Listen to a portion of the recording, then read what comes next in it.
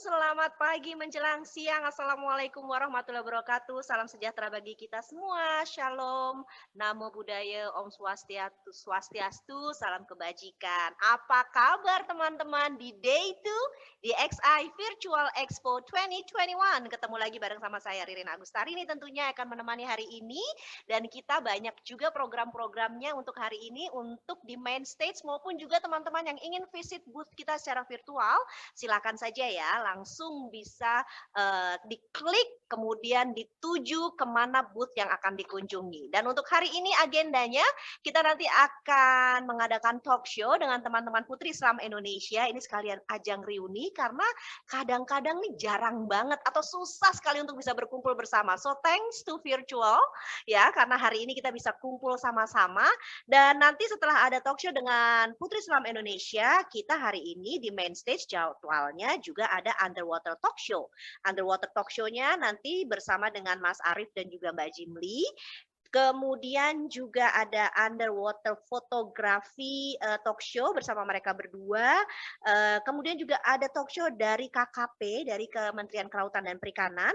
Serta juga nanti akan ada influencer talk show. Ini juga menarik sekali. Ada cewek-cewek yang akan berbagi tips dan juga ilmu serta pengalamannya selama menjadi traveler itu ngapain aja. Well, sekarang kita masuk yuk ke talk show kita yang pertama hari ini, yaitu talk show bersama dengan Putri Islam Indonesia, Sustainable Living Talk with Putri Islam Indonesia, Start Small and Start From Ourselves. Selamat pagi Putri Islam Indonesia. Pagi. Oke, aku absen dulu satu-satu nih ya. Ada Dayu Hatmanti, ini adalah Miss Kuba International 2011. Benar ya? Ya benar, yuk. Kemudian ada Jovita Ayu Liwanuru, ini adalah Miss Kuba Indonesia. Waktu itu masih Miss Kuba ya, belum Putri Islam ya. 2012, hai Jo. Halo, Maririn semuanya. Ini sekarang sudah menjadi seorang traveler blogger. Nah, kalau Budayu, ini Budayu nanti bisa cerita sendiri lah ya kegiatannya apa aja. Banyak jadi ibu-ibu milenial kece badai ya. Aduh. Kemudian di 2014 kita punya Rima. Hai Rima Demensa. Hai Mbak Ririn, hai semuanya. New mom baru aja melahirkan seorang bayi laki-laki bernama Baby Ryan, baru usia berapa minggu Rima? Baru 3 minggu lebih kayaknya Mbak Rin. Iya. Ini masih matanya begadang-begadang lah pokoknya. Ini masih masa-masa happy breastfeeding. Nanti Rima juga akan bercerita sedikit banyak mengenai hal ini ya kan Rim? Iya dong. Kemudian di 2015 ada Dina Sabrina. Hai Dina. Hai Mbak Ririn, halo semuanya. Kamu nanti banyak cerita tentang kegiatan kamu karena kita banyak lama nggak cerita-cerita ya Dina ya. Oke, dan ada Devina di 2016. Hai Mami Kece. Halo, pagi Mbak Ririn, pagi semua. Happy deh Mbak, kita reuni hari ini walaupun virtual. Walaupun virtual ya, dan kamu kayaknya pas banget deh ya, rambut berkibar-kibar, backgroundnya ada pohon-pohon kelapa. Ceritanya rindu banget. Sangat mendukung sekali. Dan ini dia, ini adalah Putri Islam Indonesia terlama jabatannya ya. Dari 2019 sampai dengan sekarang masih menjabat terus, Ana Faliza Atmaja yang juga first runner up Miss Kuba International 2019 kemarin ya. Semuanya, hai Mbak Ririn. Yang waktu di tahun 2012 juga menjadi first runner up Miss Kuba International. So, big applause dulu dong buat kalian semua, kangen banget ih. Wow, thank you for your time. Thank you for joining with us. Kita langsung aja ngobrol-ngobrol kali ya. Dan sebelumnya juga aku mau ingetin nih buat teman-teman semua yang udah join. Kalau misalnya nanti mau tanya-tanya sama teman-teman Putri Islam Indonesia sekalian, boleh monggo aja langsung pertanyaannya drop di Q&A box yang ada di teman-teman punya situ. Bisa tanya ke siapa atau ketanya ke semuanya. Oke, sekarang kita pertama masuk ke Budayu dulu deh nih sebagai senior. Cie. Tolong ya junior-juniorku simak ini. Siap, Kak. Emang bener-bener secara umur tertua juga ya, Bo. Oh gitu Ada ya. yang ngalahin.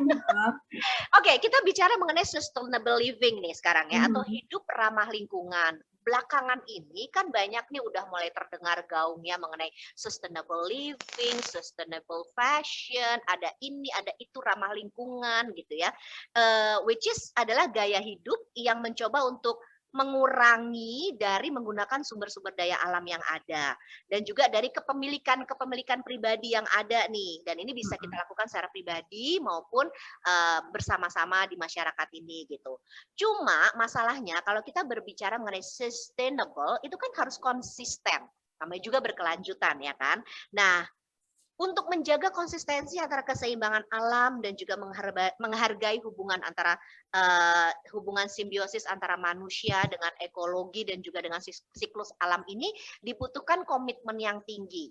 Biasanya kita ini untuk memulainya itu udah, aduh, 1 udah males duluan, 2 ribet, 3 mahal katanya gitu ya.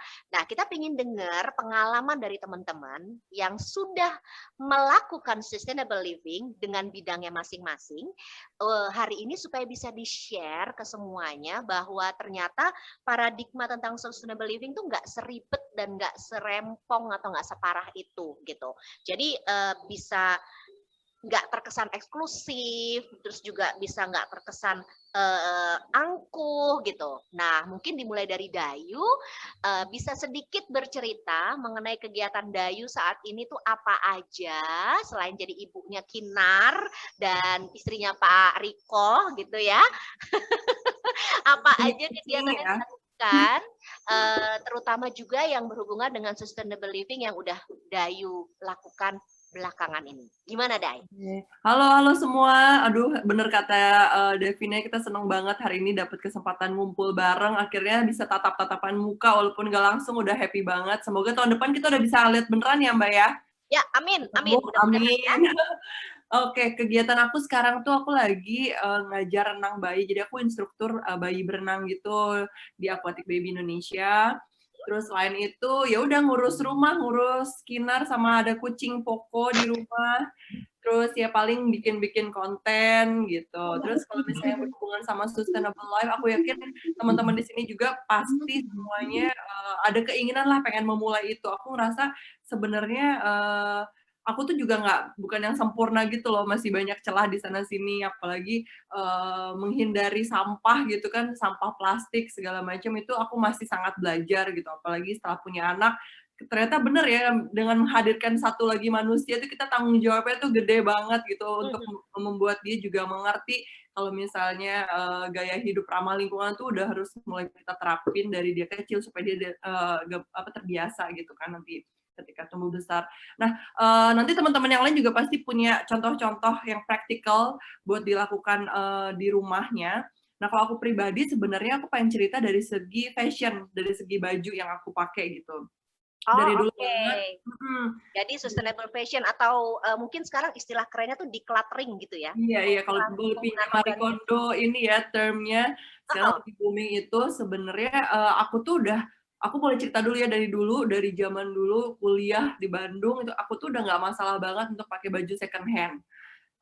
Beli ke Gede Bage, ada yang tahu nggak sih Gede Bage itu kayak lumayan sering menyambangi tempat itu dan aku tuh nggak jijik gitu loh pakai baju yang second hand, tapi ya kita bersihin dulu, kita cuci segala macam, dan aku pakai itu dengan sangat bangga dan comfortable karena waktu itu alasannya bukan sustainable living tapi karena murah aja gitu.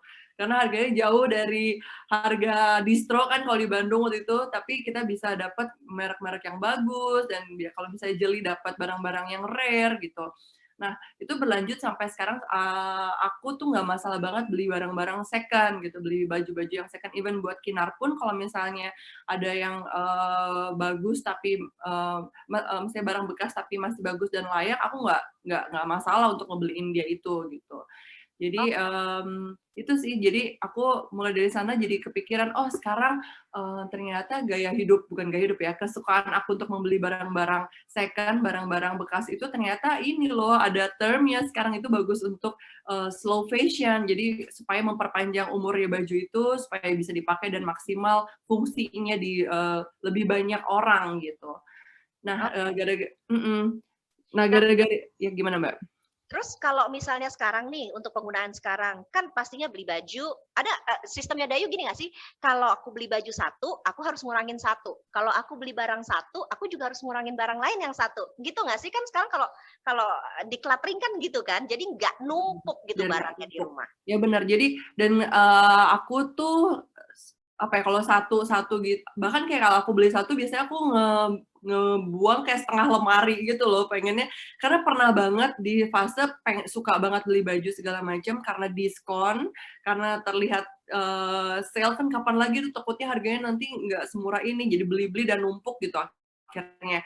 Nah itu nggak sadar kalau lemari itu udah super penuh gitu. Suatu hari aku mikir, wah ini kayaknya nggak bisa gini terus gitu. Barang-barangnya semuanya masih bagus, tapi aku nggak terlalu pengen pakai itu gitu. Akhirnya waktu itu aku ngelakuin di Instagram aku declutter, aku jual dan kayak kasih buat orang-orang. Jadi gini, baju-bajunya tuh aku posting nih, ini aku punya ini.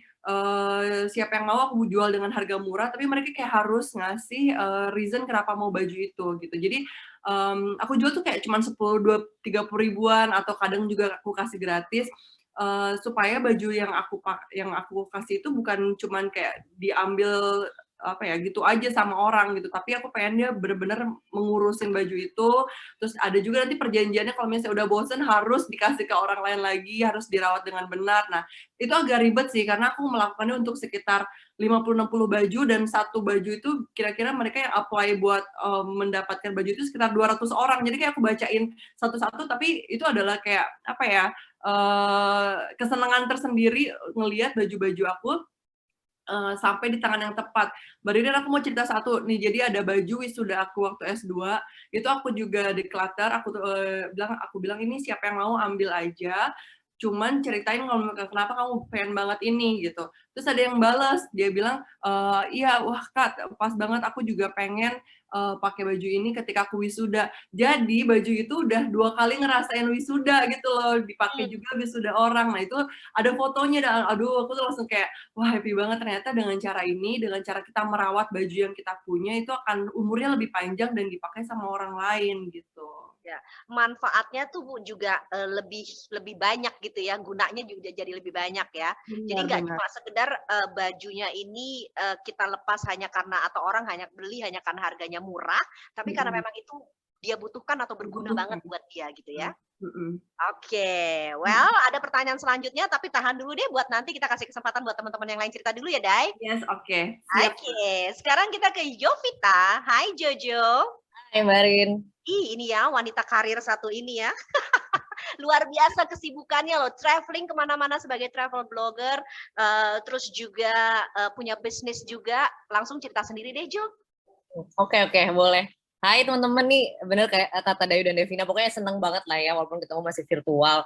Tapi pagi hari ini sebenarnya nih isu yang seru banget. Kenapa? Karena ya kayaknya lifestyle kayak gini tuh harus makin sering digembor-gemborin gitu. Nggak cuma lifestyle yang kayak apa ya, yang hedon doang ya. Kayaknya sekarang tuh kalau lihat di konten dia banyak kan kayak apa, rumah terbesarnya Atta atau siapa gitu. Itu kayak aduh normalize yang sustainable dong gitu. Jadi yang kayak gini ini harus sering diomongin sih gitu. Nah mungkin cerita di aku dulu udah. Jadi aku tuh ya basically traveler. Sebenarnya traveler mah semua orang mah suka ya traveling gitu kan basically. Tapi kalau aku sometimes tuh juga kerja buat ada kementerian, ada berbagai brand juga. Nah, basically untuk traveling dan bikin konten teman-teman. Nah itu sama ya, gitulah kayak Dayu ya, bikin konten udah pasti gitu kan. Cuma lebih ke travel, dan kalau aku lebih ke wellness juga. Jadi apapun yang berhubungan kayak gini sih, sustainable juga, terus lifestyle segala macam. Makanya tadi aku bilang yang kayak gini tuh perlu digembor-gemborin. Jadi mungkin aku cerita dikit ya Mbak ya, soal sustainable langsung nih berarti ya? Boleh lah, langsung silahkan aja kan. Jojo kan dalam kesehariannya memang sudah melakukan ini dan kelihatan banget gitu ya. Apa namanya, shape-nya tuh nggak berubah gitu dari 2012 sampai sekarang tuh segitu aja gitu ya. Pasti kan ada eating habit yang dilakukan yang udah sustain gitu. Mungkin bisa diceritain tuh Jo. Kamera kayak Mbak kalau itu. Anyway. Tipuan kamera. Ya, tapi ya jadi mungkin aku cerita lebih ke apa yang kita lakuin sehari-hari sih. Jadi ini berangkat dari 5 tahun lalu kalau aku bisa bilang. Jadi ini dari kebiasaan makan teman-teman. Jadi kalau makan itu kan ya kayak kita setiap hari tuh makan 3 kali sehari ya udah gitu kan.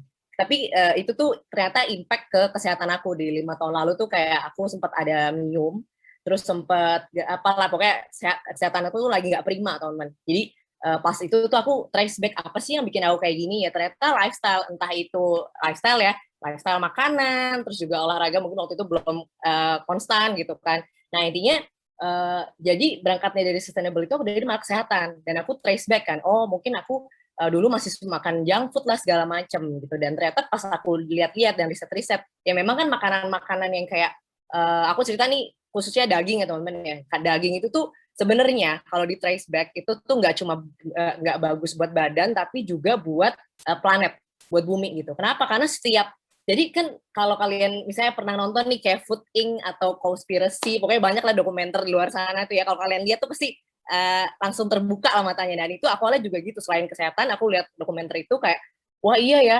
peternakan yang kayak sapi, pokoknya lem segala macam tuh karbon emisinya tuh gede banget teman-teman. Jadi kan karena orang manusia di planet itu udah miliaran ya, jadi semuanya makan apa sih sekarang tuh demand-nya paling tinggi daging gitu. Jadi kayak itu tuh contribute hampir 37% dari karbon emisi seluruh dunia, itu dari datanya UN gitu kan. Jadi kayak wah iya emang se-ngefek itu, dan jadi aku mikir oh ya udah daripada gembor-gembor kayak ya apalah, mungkin kita apa yang plastik itu juga pasti, cuma mungkin dari keseharian makan aja nih gitu. Ya udah akhirnya waktu itu aku sempat kemarin, jadi di 5 tahun lalu itu aku nyoba lah tuh dari segala macam diet ya, bilang ya apa diet tuh gaya makan ya, makan. Jadi sempat aku nyoba vegetarian tuh pernah 6 bulan, pernah juga jadi pescatarian. Oh vegetarian tuh baru cuma makan sayur gitu sama sekali, nggak makan daging. Terus udah nih ternyata aku nggak cocok tuh. Kenapa? Karena aku nggak asup sama asupan vitamin segala macam, jadi sempat turun apa ya zat besinya. Dan aku jadi ya udah aku combine sama seafood segala macam gitu, pelan-pelan sih. Jadi waktu itu tapi aku karena kayak bener-bener ke trigger sama dokumenter, jadi kayak oke, langsung hardcore gitu kan. Gitu kan. Pokoknya sempet tuh 6 bulan coba. Terus akhirnya aku juga konsul ke dokter gizi. Nah itu juga penting teman-teman. Jadi sebelum kita merubah gaya makan gitu ya, kalian sebelum tahu why-nya tadi kan gimana, kenapa gitu kan. Kalau aku kan triggernya kesehatan sama dokumenter, jadi kalian juga harus tahu gitu apa namanya ya alasan kalian, dan kalian harus consult juga ke yang expert gitu. Jadi kayak dokter gizi atau dokter biasa kalian konsul ya, itu kan harus tanya. Mungkin aku kasih sedikit juga perbandingan nih teman-teman. Jadi kalau sekarang aku, kalau misalnya ditanya sekarang emang lu apa Jov gitu, gue nggak mau define lagi sih dengan gue itu vegetarian atau vegan gitu, enggak ya. Jadi gue bisa bilang fleksibel. Ada istilahnya fleksitarian apalah ya, tapi nggak mau ngomong gitu. Cuma intinya fleksitarian tuh ketika ya udah kalian tuh set aja, kalian batasin makan daging kalian tuh per minggu misalnya berapa, atau per porsi kalian deh yang tadinya biasanya setengah piring, nah mungkin jadinya cuma 1/4 atau 1/5 gitu, pokoknya kayak lebih kecil gitu. Karena start small banget sih kalau ngurangin daging ya teman-teman. Karena aku pengen kasih bandingan nih, kenapa sih tadi ya, kalau tadi kan peternakan nih karbon emisi, cuma mungkin sesimpel ini deh, steak itu per 200 gram itu tuh kalian tuh sebenarnya menghasilkan karbon 330 gram, dan itu setara sama kalian nyetir mobil 5 kilo. Jadi segede itu. Sedangkan kalau ayam tuh cuma 44 gram alias cuma 1/6-nya dari daging. Itu karbon emisi ayam tuh cuma 44 gram, terus ikan juga cuma 40 gram, terus sayur lebih rendah lagi. Tadi kan steak 330 gram ya.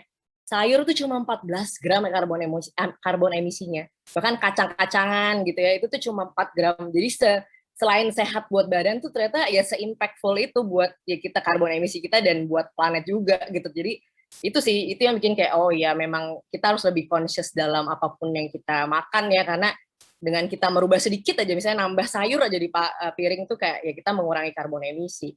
Gitu sih mungkin sedikit insight dari aku Mbak Ririn. Wow, ini this is very insightful loh Jo. Mungkin banyak ya di antara kita teman-teman yang menyaksikan juga gitu pada pagi hari ini atau siang hari ini yang minim sekali informasi mengenai hal ini gitu ya. Benar kata kamu tadi bahwa kita makan ya makan aja gitu. Bahkan pikir, aduh nikmatin aja deh hidup mumpung masih bisa makan, kita kerja udah ngumpulin duit gitu ya udah buat senang-senang buat makan, salah satunya makan enak gitu. Tanpa berpikir impact yang seperti tadi Jojo udah jelasin gitu kan. Dan hal seperti ini kayaknya harus banyak banget disosialisasikan gitu. Nah, Jojo sendiri untuk eating habit ini gitu ya, apakah juga sering di konten-konten sosial media kamu, terutama Instagram gitu, ya kamu kasih sedikit tentang penjelasan-penjelasan tentang kayak yang tadi Jojo jelasin gitu nggak sih? Sempat pas aktif-aktifnya sih sebenarnya tahun lalu ya, sharing-sharing aja sih kayak ya mungkin sayur, pokoknya di share foto. Biasanya kan kita kalau sebelum makan kan foto tuh ya udah share piring lu apa sih, ya gue hampir setengahnya tuh sayur gitu. Sebenarnya karena ya sini selain bagus buat planet sama badan tuh juga bagus buat dompet sih. Karena kadang tuh mikirnya kayak healthy eating tuh mahal nggak juga kan di budaya orang Indonesia tuh malah kayak tempe, tahu, terus pecel itu kan malah yang murah-murah gitu loh. Jadi kayak ya udah sharing-sharing itu yang kayak ya makanan tradisional tapi ya sehat dan ya good for planet juga gitu. Wow, keren. Iya benar sih ya. Sebenarnya kalau dipikir-pikir kan kita belanja ke pasar, belanja ke tukang sayur tuh kalau untuk makanan-makanan kayak gitu tuh 50.000 udah bisa dapat banyak, udah bisa untuk 2 hari makan gitu ya. Tapi kenapa malah justru dibilangnya being healthy is expensive gitu. Iya makanya dia patokannya itu kali salad itu yang mahal. Oh iya benar ya. Belum dressingnya gitu kan harus yang ini yang itu gitu kan. Padahal pecel enak, kacang dikit.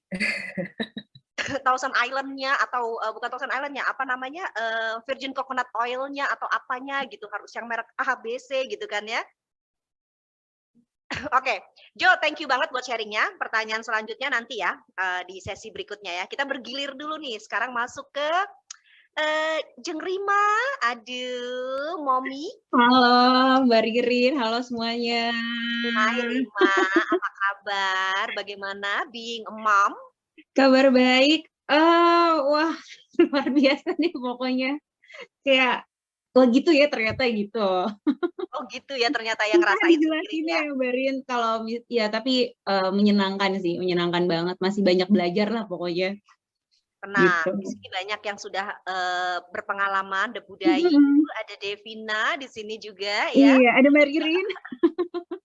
Dan bisa dia lakukan ajang perjodohan karena mereka berdua itu perempuan, kamu anak laki kan? Oh iya benar-benar, tapi lebih muda ya, jatuhnya berondong ya. Apa-apa, zaman sekarang itu umur nggak apa-apa kok, lebih muda. Yang penting jiwanya dewasa itu aja. Benar, bisa berpetualang bareng-bareng ya. Iya benar-benar. Anyway, oke. Rima salah satunya yang ingin diceritakan adalah rencananya nih insya Allah mudah-mudahan bisa mencapai ASI eksklusif ya 2 tahun. Nah dari ASI eksklusif ini kan juga ada hal-hal yang bisa dikurangi gitu ya yang berkaitan dengan sustainable living. Boleh diceritain Rima?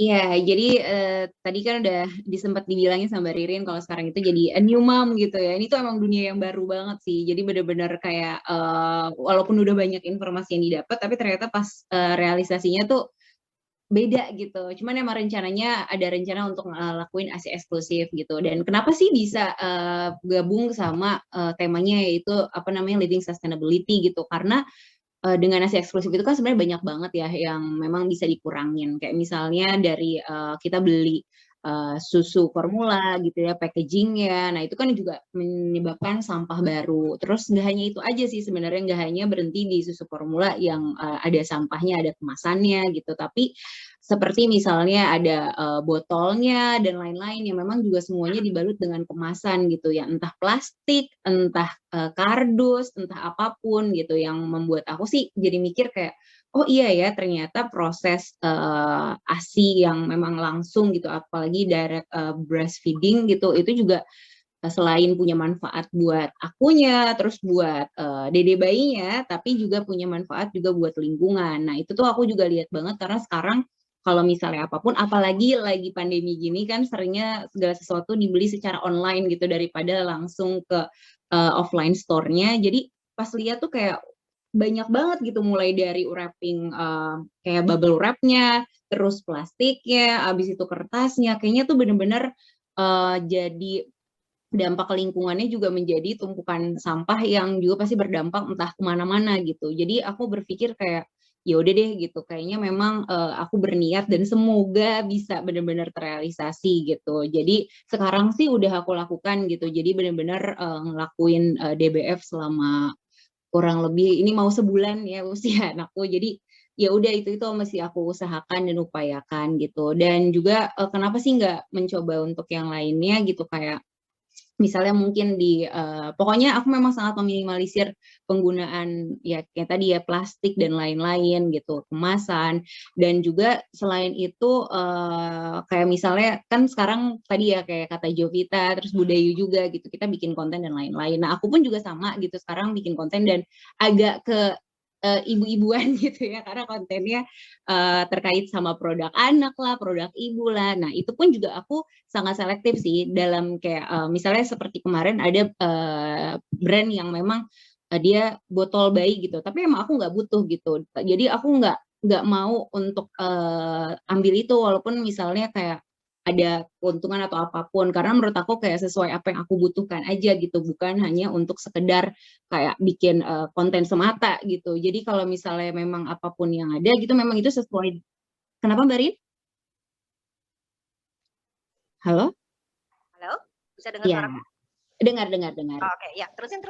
Jadi kayak apapun misalnya konten ataupun produk yang aku ambil pun itu memang sesuai apa yang aku butuhin. Jadi nggak aku cuma sekedar untuk konten, tapi juga itu kan menyebabkan sampah baru. Udah gitu barangnya juga nggak berguna gitu, maksudnya nggak aku pakai gitu. Jadi kayak sebisa mungkin sih sesuai sih dengan yang aku butuhkan gitu. Jadi emang semuanya digunakan secara penuh gitu dan sesuai fungsinya gitu sih palingan sementara ini gitu dalam perjalanan ini. Cuman kan masih panjang banget ya, nanti ada tahapan 6 bulan, kemudian sampai 2 tahun sih rencananya pengen seperti itu. Gitu Mbak Rin. Mudah-mudahan kalau memang diniatin, insya Allah bisa sampai 2 tahun ya. Amin, selalu ya biar bisa ngebantu untuk Ryan ya. Oke, nah sekarang itu kan berarti Rima kan mulai, ya namanya juga baru punya bayi kan, semuanya juga pasti sama gitu. Kalau baru pada punya anak tuh, aduh kayaknya segala sesuatu tuh pengen dibeli buat anaknya. Mau itu sepatu masih baru bisa dipakai umur 3 tahun juga dibeli aja, mumpung ada sekarang gitu kan ya. Seperti yang tadi Dayu juga cerita, mumpung lagi diskon, belum tentu nanti ada lagi gitu kan. Iya, betul. Nah, pemilihan barang-barang kalau bicara sekarang mungkin ke Ryan gitu ya, ke baby. Karena biasanya ibu-ibu udah nggak mikirin dirinya sendiri itu kalau lagi pada punya bayi gitu kan. Pemilihan produk-produk ataupun juga pemilihan barang-barang untuk baby, ini apakah Rima juga sekarang mulai memilah kira-kira menggunakan barang-barang yang bisa didaur ulang atau yang berkaitan juga dengan sustainable? Gimana tuh Rin? Iya sih, aku juga udah mulai melakukan itu sih Mbak Rin, maksudnya udah mulai lebih selektif gitu ya dalam memilih gitu, apalagi kan kayak produk bayi ini kan terus beranjak gitu ya, kayak pakaian yang misalnya seperti pakaiannya gitu, pakaiannya yang sekarang dipakai kan ukuran misalnya 0 sampai 3 bulan gitu.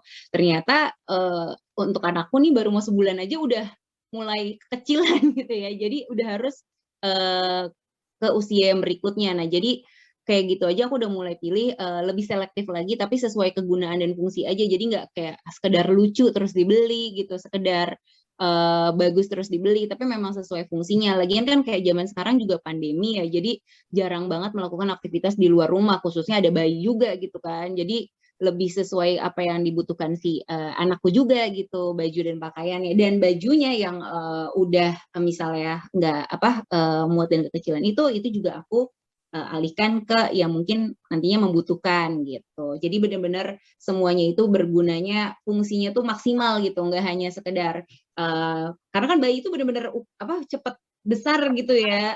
Ya. Pertukarannya cepat banget. Jadi sebisa mungkin tuh bisa terus bertukar. Dan aku juga nggak selalu beli sih gitu, karena aku punya adikku kan ada laki-laki juga gitu ya. Jadi ada beberapa juga barang yang adikku pernah pakai dan aku bisa pakai lagi pun juga nggak jadi masalah gitu. Tadi seperti yang Bu Dayu juga sampaikan gitu, hampir sama. Jadi sebenarnya untuk di masa motherhood ini gitu ya, parenthood ini, aku juga masih banyak belajar, tapi sebisa mungkin karena memang pengennya juga bisa ngasih dampak yang baik buat lingkungan, ya aku juga lakukan yang bisa aku lakukan sesuai lininya aku nih gitu sekarang. Makanya tadi aku kayak mengurangi sampah yang bentuknya plastik kah, kemasan atau apapun gitu. Jadi sebisa mungkin kayak misalnya seperti cover untuk kayak kan kita suka kalau misalnya menyusui ada rembes gitu ya Mbak Rin ya. Itu kan ada yang sekali pakai, ada yang ada yang bisa digunakan berulang kali tapi dicuci kembali gitu. Nah, itu juga itu sekarang udah aku gunakan gitu. Tapi aku gunakan yang misalnya bisa digunakan untuk berulang kali gitu. Jadi bisa dicuci lagi. Jadi nggak cuma sekali pakai kemudian langsung dibuang, itu kan juga jadi sampah yang baru lagi gitu buat lingkungan. Karena sebenarnya kalau untuk kayak misalnya seperti sampah-sampah plastik dan itu kan kita udah sering banget ngangkat gitu ya. Tapi memang apa yang bisa kita lakuin ya sebenarnya peran apapun sih gitu kita bisa lakuin gitu. Jadi nggak hanya sekedar mungkin kayak as a traveler gitu atau apapun. Sebenarnya sebagai seorang ibu pun di rumah juga ternyata kita bisa loh mulai apa ya yang bisa kita minimize gitu untuk dampak lingkungan gitu sih. Oke, thank you banget Rima sharingnya. Sama-sama. Lagi ya, sekarang kita kalau tadi udah dengar Dayu dengan pengalamannya, Jovita juga dengan pengalamannya, eating habitnya, Rima juga sekarang yang sedang lagi happy breastfeeding gitu ya, pengalamannya juga. Nah, sekarang kita mau masuk ke Dina dan nanti juga ada Devina juga Anan yang terakhirnya. Nah, sebelum kita ngobrol-ngobrol sama Dina, karena nanti Dina akan sedikit banyak bercerita mengenai composting, ini juga adalah salah satu kegiatan yang belakangan ini terutama selama pandemi ini banyak juga sudah mulai dilakukan. Mudah-mudahan ini bukan hanya sekedar fenomena semata yang hanya ikut-ikutan aja terus nantinya tidak berkelanjutan, tapi lebih jelasnya nanti kita akan ngobrol sama Dina langsung. Cuma kita mau ngajak dulu lihat video yang satu ini nih. Ini adalah video kiriman dari Dina untuk kita semua saksikan bersama-sama. Yuk.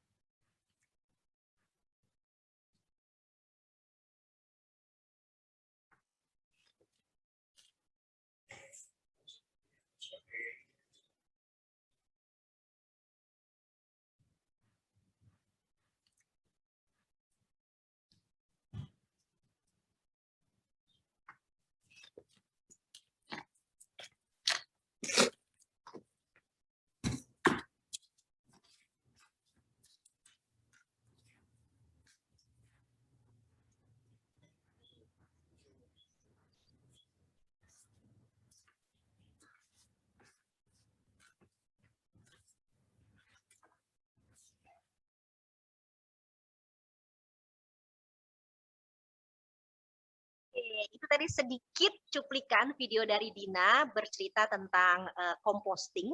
Satu hal yang sebetulnya juga bisa kita lakukan dari sekarang. Nah, mudah-mudahan aja nih, aku juga tahu banyak sekali di luar sana yang sudah memulai hal ini, terpicu dari pandemi COVID-19 ini yang memang akhirnya membuat kita bisa lebih sadar diri lagi dan lebih mendekatkan diri lagi ke alam dan lebih bisa menghargai dan menjaga harmonisasi dengan alam. Nah, Dina mungkin bisa bercerita mengenai composting ini karena salah satunya tadi aku lihat ada yang pakai kulit telur ya, Din ya, kalau nggak salah ya. Iya, kulit telur. Pakai tuh di rumah tuh kulit telur, anakku juga pakai karena anakku juga kebetulan sekolahnya di Islamic Green School, jadi juga diajarin tuh di sekolahnya pakai kulit telur, terus air bekas cucian beras itu juga Bisa. untuk teman, atau air bekas cucian ikan atau ayam, pokoknya yang makanan-makanan gitu deh, itu untuk siram-siraminnya gitu. Tapi lebih jelasnya lagi, monggo, silakan Dina. Terima kasih Mbak Ririn. Halo semuanya, teman-teman ya di sini juga sambil reuni ya, sambil ngobrol-ngobrol lah ya sebenarnya tadi mengenai keberlanjutan atau sustainability. Senang banget udah dengar cerita dari mulai Kak Dayu, Kak Jo, terus Rima juga, dan nanti ada cerita dari Devina dan Ana. Sebenarnya memang keberlanjutan atau sustainability itu perjalanan dari masing-masing setiap orang. Dan kita punya tujuan kolektif yang sama. Dan akhirnya sebenarnya sustainability ini kembali ke konteks. Jadi kalau misalnya kita sekarang perannya sebagai ibu, ternyata apa yang paling dekat bisa kita lakukan. Terus kalau kemarin katanya takutnya ini cuma fenomena karena working from home, terus kita ngompos atau ngumpulin sampah. Harapannya tetap bisa berkelanjutan ya, karena memang ternyata pas kita di rumah, kita bisa ngelihat banyak hal yang setiap hari deket banget sama kita. Contohnya kalau tadi Kak Ju cerita tentang pemilihan makanan untuk ke tubuh kita. Dan ternyata kita makan itu udahlah sering, terus pas kita lagi proses makannya kita ngelihat ternyata kalau kita masak ada sampahnya, kalau makan juga misalnya bersisa itu jadi sampah yang menumpuk, yang ujung-ujungnya juga nanti antara dia tidak terkelola dengan baik atau jadi emisi karbon juga, sama kayak cerita Kak Jo tadi.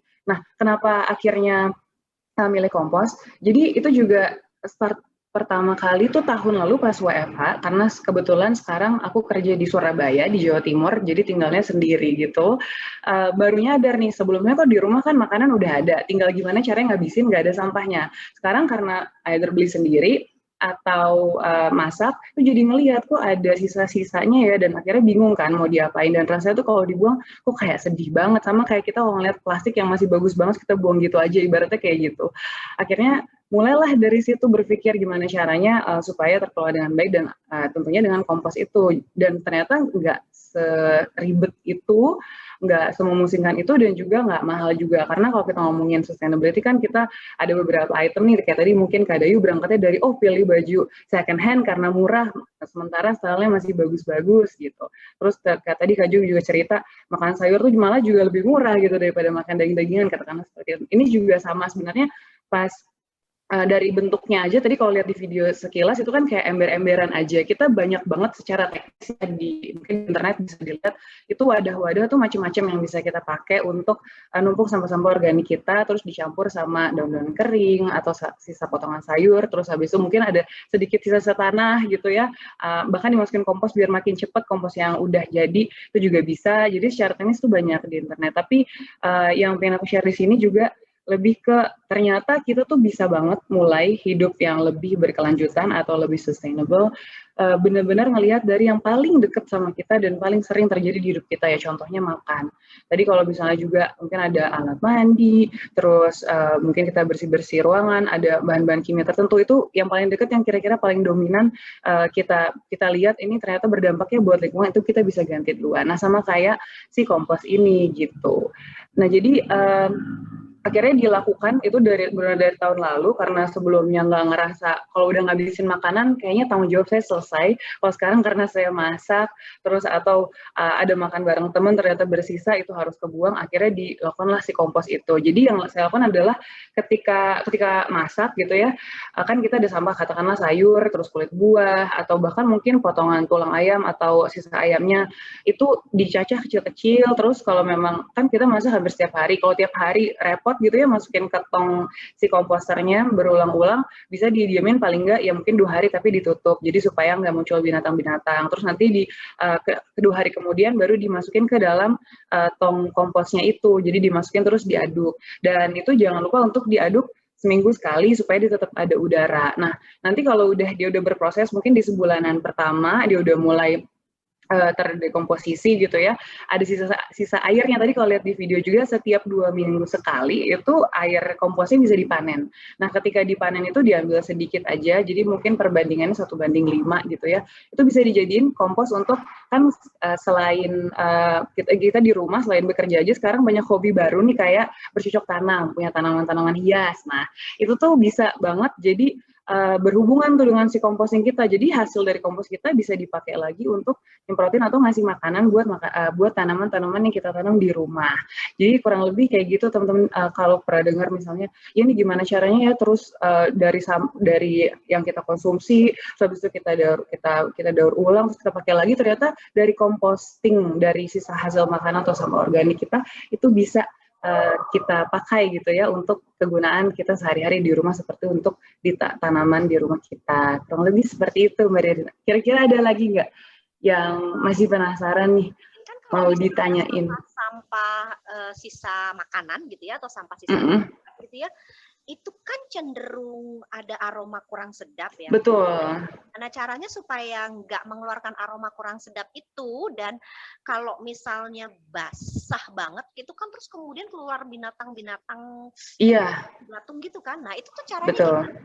Jadi sebenarnya satu hal yang perlu diingat itu memang resikonya dari mengkompos. Itu mungkin harus diingat dulu supaya kita nggak berekspektasi kita udah buang ke situ terus tugas kita selesai. Jadi kalau basah banget memang kan ada, kalau lihat tips-tips juga di luar banyak ya, jangan sampai dia terlalu kering atau dia terlalu basah. Kalau terlalu basah itu ya diaduk terus ditambahin lagi daun-daun kering. Jadi kalau di composting itu ada namanya yang bagian greens sama yang brown. Yang greens itu yang untuk nitrogennya, terus yang karbonnya itu yang browns-nya. Nah, yang kering-kering seperti ampas kopi, terus tadi ada kulit telur, terus daun-daunan kering itu yang browns-nya. Yang hijaunya tuh yang kulit buah, sayur sama makanan, atau bahkan yang tadi misalnya daging-dagingan atau tulang-tulangan. Walaupun sebenarnya banyak juga nih kalau ada yang jual komposter di luar, terus dia biasanya kan punya kayak ini ya petunjuk gitu ya. Petunjuknya bilang jangan masukin sisa makanan hewani jangan masuk ke dalam komposter gitu. Sebenarnya sih bukan jangan masuknya sih, lebih ke kalau untuk pemula memang tiba-tiba ada banyak belatung tuh pasti kaget. Jadi arahannya untuk nggak masukin tuh karena kecenderungan untuk banyak belatung dan banyak lalat itu lebih tinggi dibanding kita nggak masukin produk hewani. Karena saya akhirnya pernah di petunjuknya nggak boleh dimasukin, tapi waktu itu karena saya lagi ada sampah sisa ayam, saya nggak tetap mau buang, saya coba tapi memang luar biasa lalatnya. Jadi memang itu tips pertamanya. Nanti kalau udah terbiasa sama pola mengomposnya, terus ngeliatin tanah, ngeliatin belatung, karena itu udah pasti jadi proses karena gini, belatungnya itu tuh ngebantu dekomposisinya. Jadi kita nggak boleh tidak menginginkan adanya dia di situ gitu. Sebenarnya kurang lebih kayak gitu. Artinya kalau memang bau banget, itu ya tinggal dikeringin kayak tadi, tapi kalau misalnya ada belatung kecil-kecil, ya nggak apa-apa, jadiin teman aja gitu. Karena dia yang ngebantu kita juga gitu. Makhluk kecil itu yang membantu hidup kita buat lebih berkelanjutan lagi gitu. Akhirnya kalau memang awal-awal bermulai, ya sebisa mungkin jangan masukin yang hewani, terus jangan bikin terlalu basah supaya nggak bau dan belatungnya kebanyakan. Paling gitu sih, Mbak. Wow, iya ya, benar-benar. Jadi ternyata si belatung ini punya peran ya di situ ya. Sangat ya. Oke, wah menarik sekali nih, Din. Memang mungkin banyak ya teman-teman ya di luar sana, atau kita juga bisa aja gitu tinggal buka YouTube atau browsing, googling gitu mengenai how to do composting gitu. Yeah. But again, lagi-lagi datangnya adalah dari diri sendiri. Mau apa enggak? Betul. Karena butuh konsistensi ya Mbak Ririn itu sebenarnya. Karena kita makan setiap hari, sehari 3 kali, 2 kali gitu ya. Jadi emang butuh konsistensi. Dan trial and error juga Mbak Ririn, benar. Jadi kayak tadi kan contoh saya di petunjuk nggak boleh masukin daging, saya coba sendiri dengan keinginan saya sendiri. Dan akhirnya resikonya saya tanggung sendiri.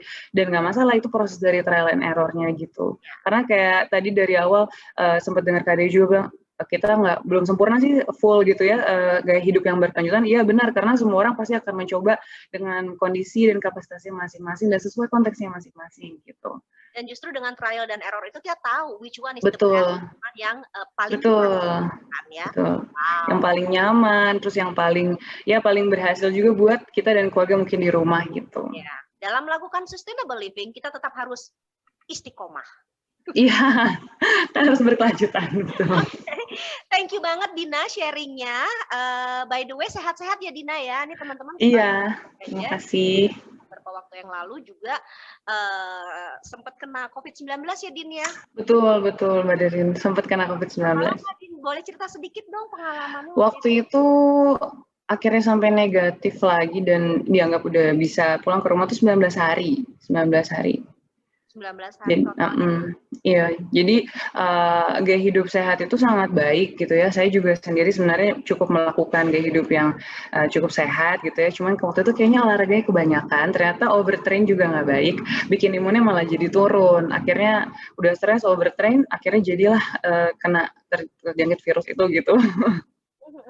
Oke, well yang penting sekarang udah lebih sehat lagi, tetap dijaga kesehatannya, stay safe, stay healthy, stay produktif juga ya, Din. Iya, terima kasih Baik, Mbak thank you Ririn. for sharing, Dina. Oke, Terima nanti kasih kita juga. ngobrol-ngobrol lagi ya. Kayaknya udah selesai nih. Devina sama Ana, hello, please deh Mbak, masih ada gue gitu. Ana tenang Ana, walaupun kamu adalah putri Islam Indonesia yang paling bungsu, tapi kamu yang terlama memegang jabatan ini, jadi santai aja dulu ya. Sampai belum tahu sampai kapan kamu memegang jabatan ini.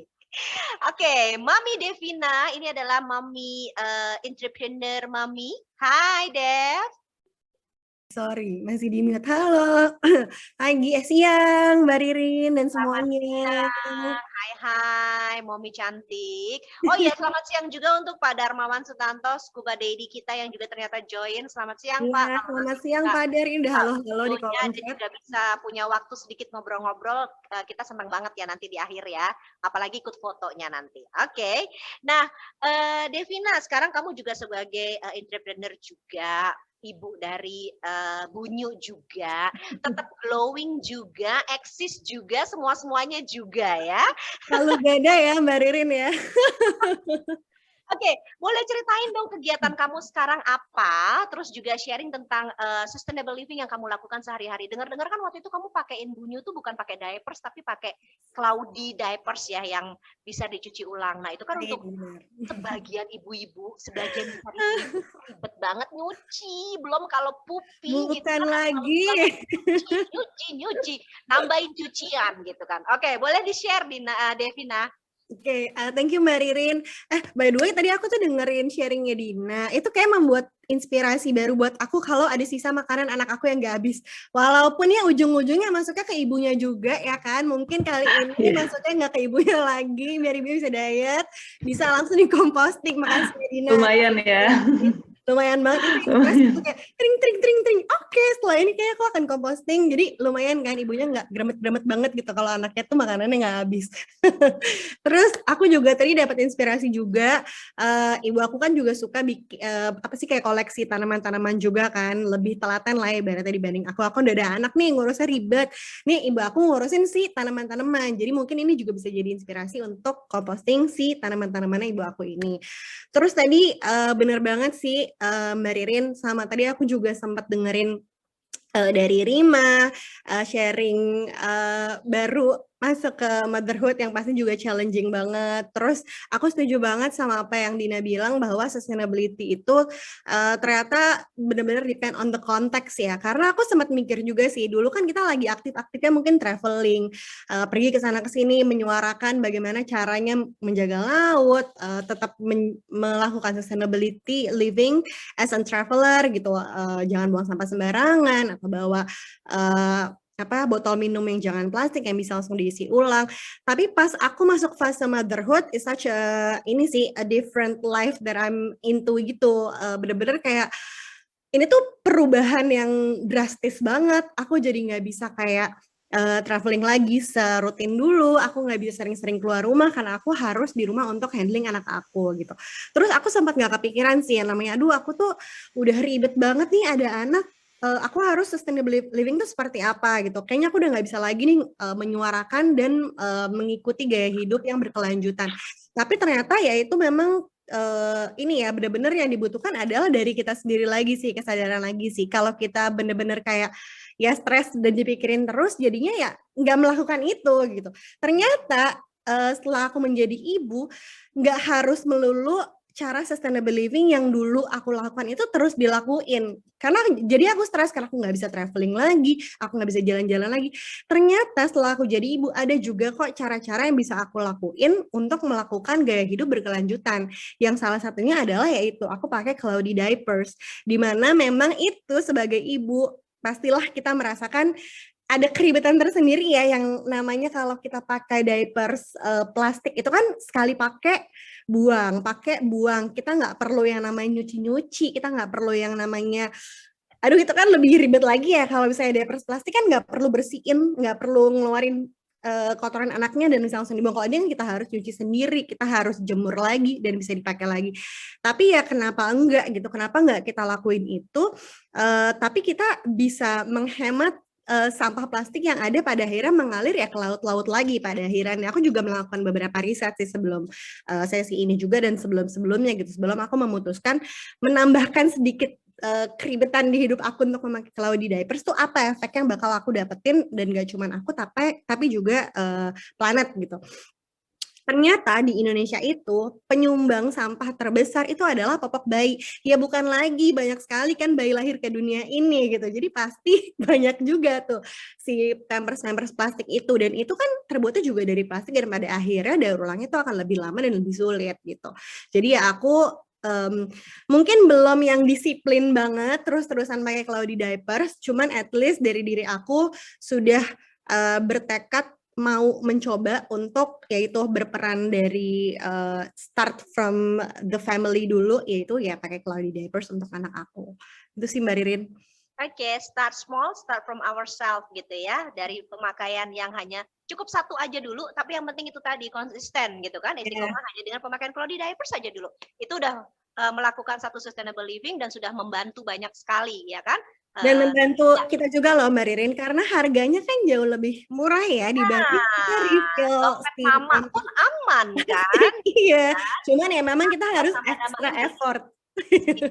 Care ya, mama kan harus kudu waras tetap itu dia, bukan lagi mama di rumah harus glowing juga ya. Iya dong, pemilihan skincare-nya juga harus yang sustainable ya pastinya ya. Benar Mbak Rin, itu juga iya sih, kita kan sebagai ibu-ibu mungkin lebih sering di rumah, bukan berarti kita nggak pengen dandan ya, bukan berarti kita nggak pengen mempercantik diri gitu, at least di rumah juga kita jadi lebih semangat. Tapi aku juga mikir sih kalau aku pakai make up, itu pun aku bener-bener picky. Dari mulai packagingnya aja, packagingnya aku nggak mau yang bener-bener ya cuman plastik, tapi kan sekarang banyak banget nih brand-brand make up di luar sana yang mengkampanyekan sustainable living ya. Mereka juga udah terang-terangan bilang ini tuh bahwa packagingnya adalah yang ramah lingkungan, daur ulang. Kita jadi udah nggak susah lagi sebenarnya sekarang milih brand-brand makeup yang ramah akan lingkungan atau mendukung pergerakan itu. Kalau dulu mungkin belum ada yang statement se-clear ini, kita harus cari tahu sendiri, lihat ingredients-nya, lihat detail. Tapi sekarang kita nggak perlu serepot itu. Jadi sekarang benar-benar jauh lebih mudah. Terus yang kedua yang aku lihat adalah produk makeup itu harus no animal testing, karena ya itu aku against lah untuk eksploitasi dari binatang-binatang gitu. Jadi dan sekarang itu pun sudah banyak dikampanyekan oleh brand-brand makeup di luar sana, no animal testing. Dan yang berikutnya adalah kita kan kadang-kadang ya cuci muka aja gitu, padahal sebenarnya banyak brand-brand yang menggunakan microbeads, di mana mungkin kalau microbeads itu kan lebih susah ya, dan itu membahayakan juga, ujung-ujungnya kan limbah larinya ke laut kan, itu membahayakan terumbu karang dan binatang-binatang di dalam laut gitu. Tapi mungkin kita tuh selalu mikir cuman dikit doang kok kita pakai, cuman aku doang kok pakai, kayak mungkin juga nggak banyak yang pakai brand ini, udahlah yang nggak apa-apa. Cuman kita bayangin gimana kalau ada 1.000 orang kayak kita yang mikirnya tuh cuman kita doang, aku cuman pakai cuci muka cuman satu segini doang, tapi kita cuci mukanya 3 kali sehari, ya sama aja bohong bunda gitu kan. Jadi ya udah gitu, jadi benar-benar harus diperhatiin bahwa ya kita juga harus mau riset, kita harus mau baca. Karena kalau kita malas baca udah kelar, kita nggak tahu tuh ingredients-nya apa, kita nggak tahu efeknya itu untuk diri kita sendiri apa dan untuk bumi kita tuh apa. Gitu. Jadi kuncinya ya baca. Oke. Thank you Dev sharingnya. Aduh nih kalau ngobrol sama perempuan-perempuan ini emang waktunya nggak cukup ya, tapi masih ada Ana nih. Nah pengalamannya Ana, thank you again ya Devina ya sharingnya ya. Sama-sama. Next time kita bikin sharing yang khusus deh untuk ngobrolin soal ini. Oke, nah pengalaman Ana nih teman-teman, ini juga menarik banget nih. Kita mungkin bisa lihat di Instagramnya Ana beberapa waktu yang lalu, dia udah sempat posting dan juga udah sempat cerita. Dan ini adalah satu hal yang kita alami sebagai perempuan setiap bulan, tapi bisa dibayangkan juga kan berapa banyak sudah sampah yang kita sumbangkan dengan melakukan ini. Tapi itu tadi banyak juga yang bilang aduh gue takut, yang kedua ini ribet, yang ketiga ini susah, keempat kelima udah banyak alasannya sampai akhirnya jadinya kita tidak melakukan. Nah Ana akan bercerita mengenai menstruation cup, benar ya An ya? Menstrual cup, Marin. Menstrual cup, ya oke. Nah langsung aja deh An, ini waktu kamu nggak terlalu banyak, karena jam 12.15 kita ada jadwal lagi, tapi I know you can do it. Oke, sikat An. Oke, makasih Mbak Ririn dan halo semuanya. Jadi sebenarnya gue pengen sedikit cerita soal menstrual cup, tapi too bad I couldn't show you the product karena lagi in use. Jadi I found this. Jadi ini kelihatan nggak sih? Oh gini ya.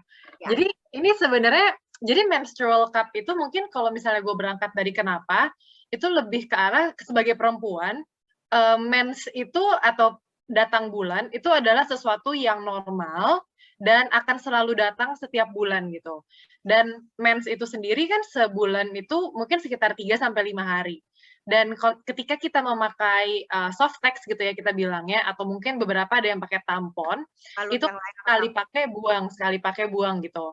Nah, I mean kayak mungkin kita dari dulu emang dari kecil kita diajarinnya adalah menggunakan soft text gitu kan, dan karena emang nggak repot juga begitu dipakai langsung buang. Dan di Indonesia sendiri mungkin dari si adat istiadatnya menggunakan menstrual cup mungkin untuk beberapa orang itu masih tabu karena ya mungkin belum menikah atau untuk hal-hal lain yang dipercaya oleh beberapa komunitas nanti kayak gitu. Cuman kalau dari sisi sustainability atau dari sisi keberlanjutan seperti yang tadi teman-teman lain udah pernah bilang gitu, ini merupakan sebuah keputusan yang harus diambil oleh teman-teman sendiri yang perempuan, baik untuk menggunakannya atau tidak. Karena kalau misalnya teman-teman nggak mau pakai pun, bukan berarti teman-teman itu nggak sustainable gitu. Kalau yang tadi teman-teman simak kan dari cerita Jovi, atau dari Kadayu, atau dari Dina, ada banyak cara untuk menjadi sustainable tanpa harus menggunakan menstrual cup gitu. Tapi apabila teman-teman yang perempuan tergugah hatinya untuk menggunakan menstrual cup, ya silahkan juga gitu. Tapi akan ada beberapa konsekuensinya. Misalnya kalau tadinya kita pakai soft tech kan kehidupan kita kasarnya lebih mudah gitu. Kayak kita ke toilet, terus kita buka, terus kita pakai, terus kita tinggal keluar gitu kan. Dan kalau udah selesai, udah penuh, tinggal dibuang gitu. Dan selesai gitu, hidup kita nggak repot. Tapi ketika kita memutuskan untuk pindah ke menstrual cup, itu ada beberapa additional action yang harus dilakukan supaya kita bisa make sure kalau menstrual cup itu bersih. Karena menstrual cup ini kan beda sama soft tech gitu. Kalau soft tech kan dia dipakainya di luar. Sedangkan menstrual cup ini masuk ke dalam badan kita gitu. Jadi in a sense, kita harus memastikan emang menstrual cup itu udah kita cuci bersih, udah kita rebus juga. Jadi kalau ada bakteri-bakteri, dia nggak ikut masuk dan kita juga tetap sehat walafiat gitu, walaupun kita menggunakan menstrual cup. Nah, mungkin beberapa teman-teman juga bingung bentukannya gimana. Sorry banget tidak bisa ditunjukkan sekarang, tapi gue menemukan ini tutup. Ini kalian nggak sih kayak gini ya? Ini tuh tutup botol gitu. Jadi sebenarnya bentukannya kurang lebih mirip gitu, cuman bedanya dia dari silikon. Jadi lebih lebih bentuknya bisa diubah lah gitu, bisa dilipat, bisa dibikin sekecil mungkin untuk dimasukkan ke area kewanitaan gitu. Jadi nggak mungkin dimasukinnya kayak begini, ini nggak bakal masuk gitu kan. Emang nanti harus dilipat. Ada cara-cara online, gimana caranya masukin supaya kita juga nggak kebingungan, dan ya kenapa harus memakai dan sebagainya gitu. Cuman kalau dari gue sendiri, kalau bisa boleh sharing pengalaman pribadi gitu ya, setelah memakai soft tech, mungkin teman-teman yang perempuan yang akan lebih relevan, karena kan kalau kita pakai soft tech itu berasa lah ya kayak pakai Pampers mungkin, kayak Kak Devina cerita atau dari Rima cerita gitu, kayak tebel gitu loh, kayak daleman kita ada yang mengganggu, mengganjal gitu kan.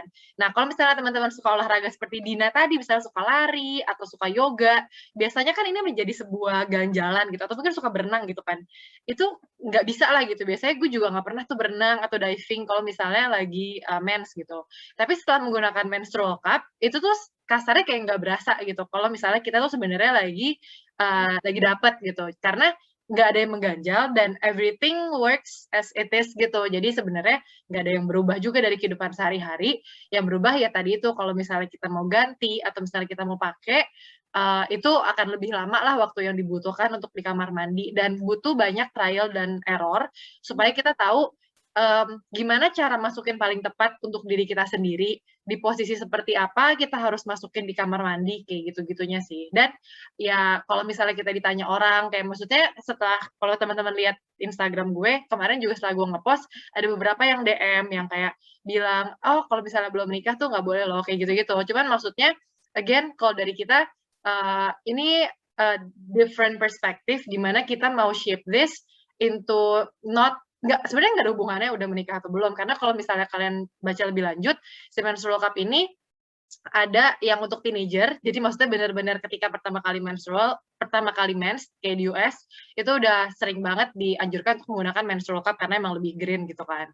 Jadi sebenarnya nggak ada hubungannya, cuman again kembali lagi ke teman-teman sekalian karena ini keputusan yang sangat personal, jadi jangan sampai keputusan ini dipengaruhi oleh pihak-pihak kanan kiri karena sebenarnya kan yang menjalani juga teman-teman sekalian gitu kan. Jadi untuk segala keputusan sustainable baik itu dari yang fashion tadi yang kayak Kak Dayu cerita beli barang second hand atau yang tadi dari Rima pakai breast pad yang sustainable atau yang composting, itu semua kembali lagi ke teman-teman sekalian yang menyaksikan acara kita berenam pada siang hari ini.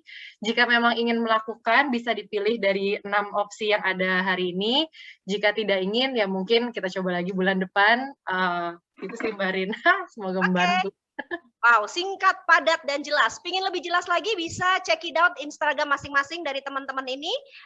Instagramnya Ana Faliza, Yovita Ayu, Dayu Hatmanti, Devina Mahendriani, Rima Demensa, dan juga Dina Sabrina ya. Oke, aduh sayang banget ya waktunya udah habis. Padahal pengen banget ngobrol sama kalian semua. Masih banyak lagi yang pengen di-sharing. Tapi mudah-mudahan ya next time kita bisa punya acara. Kalau masih virtual kita bisa bikin event khusus. Kalaupun sudah bisa ketemu kita akan meet up, kita akan peluk-pelukan lagi untuk ketemu lagi. Semuanya stay healthy, stay safe, stay productive. Kita foto dulu yuk guys. Oke, gimana? Gimana? Sudah? Siap berfoto? Alright then. Oh, tunggu dulu sebentar. Aku juga masuk dong di foto dong teman-teman. Jangan sampai aku nggak masuk admin.